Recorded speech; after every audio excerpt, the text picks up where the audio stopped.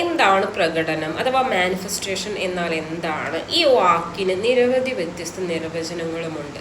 അത് എന്താണ്, അല്ലെങ്കിൽ എന്നാൽ ഏറ്റവും ലളിതമായ കാര്യം നമ്മുടെ ചിന്തകളും വികാരങ്ങളും വിശ്വാസങ്ങളും എന്നിവയിലൂടെ നമ്മുടെ ശാരീരിക യാഥാർത്ഥ്യത്തിലേക്ക് ഉൾപ്പെടുന്ന ഒന്ന് എന്നതാണ്.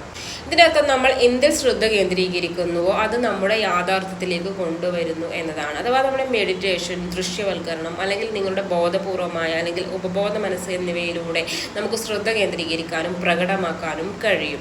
നമ്മുടെ സ്വന്തം യാഥാർത്ഥ്യം സൃഷ്ടിക്കുന്നതായി നമ്മുടെ ഊർജവും ഉദ്ദേശവും കേന്ദ്രീകരിക്കുന്ന പരിശീലനമാണ് അഥവാ മാനിഫെസ്റ്റേഷൻ. അഥവാ വൈകാരികമായും ശാരീരികമായും ജീവിതത്തിൽ നമ്മൾ ആഗ്രഹിക്കുന്ന സ്ഥാനത്ത് എത്താൻ സഹായിക്കുന്ന ശക്തമായ ഒരു ഉപകരണമാണിത്.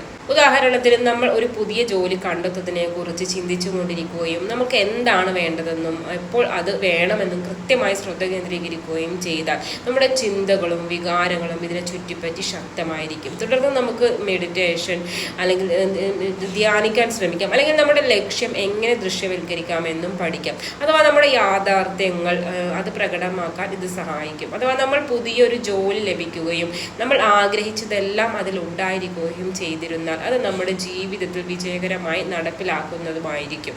അതിനാൽ ഇത് എപ്പോൾ അതിൻ്റെ അർത്ഥം നിങ്ങൾ അറിയുന്നു, അത് എങ്ങനെ പ്രകടിപ്പിക്കുന്നു, എങ്ങനെ പ്രവർത്തിക്കുന്നു എന്ന് കണ്ടെത്താനുള്ള സമയമാണിത്.